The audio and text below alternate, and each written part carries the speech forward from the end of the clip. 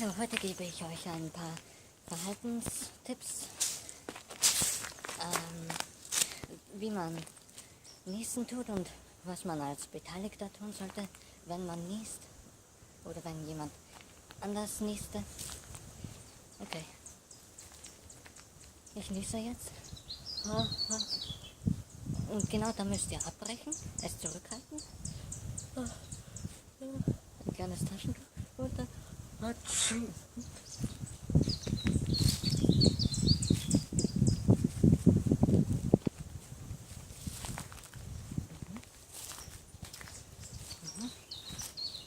Kollege, das war's,